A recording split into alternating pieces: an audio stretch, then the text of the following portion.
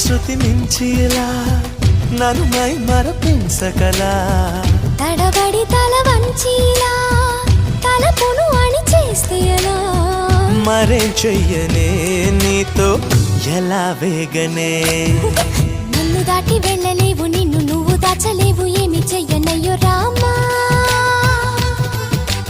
ఉన్న మాట చెప్ప నీవు ఊరుకుంటే ఒప్పుకోవు ఇంకెలాగే సత్యభామా అనుకున్నా తప్పు కదా మోమాటం ముప్పు కదా